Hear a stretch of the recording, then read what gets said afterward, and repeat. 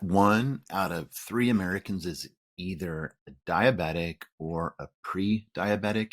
We've kind of figured out how that's happening. It's because of insulin resistance. That is the pathway to diabetes. So let's talk more about that today. So what are the signs of insulin resistance? Here are some of them. Struggling with your weight. People who have insulin resistance have more trouble losing weight. They are typically overweight, in fact. They're thirsty frequently. They are hungry often. They crave sweets. They struggle with fatigue. There is a hormone imbalance, which by itself creates lots of problems. People with insulin resistance also have skin tags, of all things, more predominant around the neck, but could be anywhere on the body. That is a sign of insulin resistance. Low testosterone levels in men, frequent urination, and high triglyceride levels in your blood. So let's talk about how this is supposed to work when there isn't insulin resistance. So normally what happens is you eat a meal, and this meal probably has some carbs and proteins and fats in it, but the carbs in particular get broken down into sugar. So the sugar is now in your gut, and it's got to get to where it needs to go, which is where the cells are in the body, particularly the muscle cells, the brain cells, and others. So how does the glucose or the sugar get from your gut to the end organ, the target organ like muscle? Well, it has an escort, and the escort is insulin. So as your blood sugar levels rise, your body detects that, and then it will produce more insulin to escort that sugar to where it needs to go.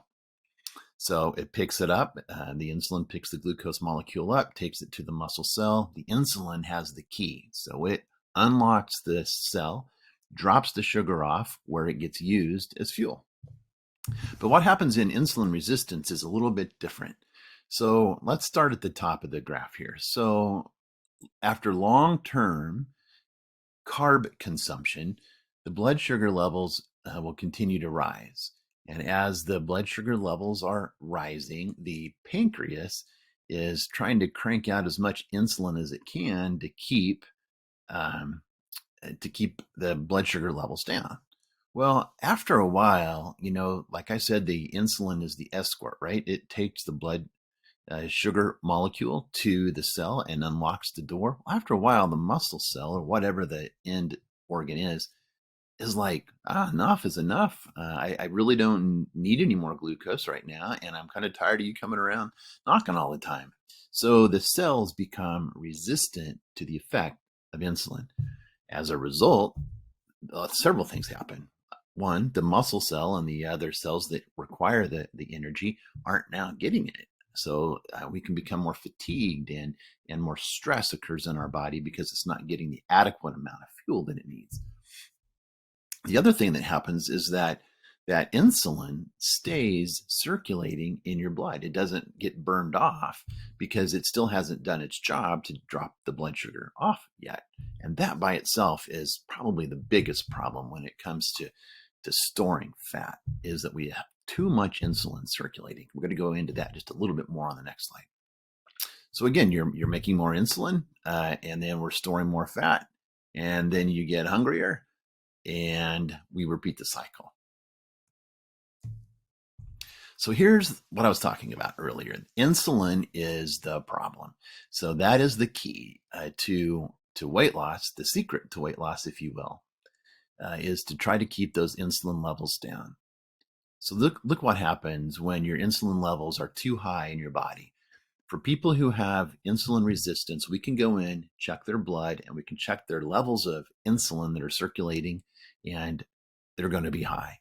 So that is insulin resistance. So it can cause more fat storage. It can cause your blood pressure to elevate. It can cause your liver to not function as well.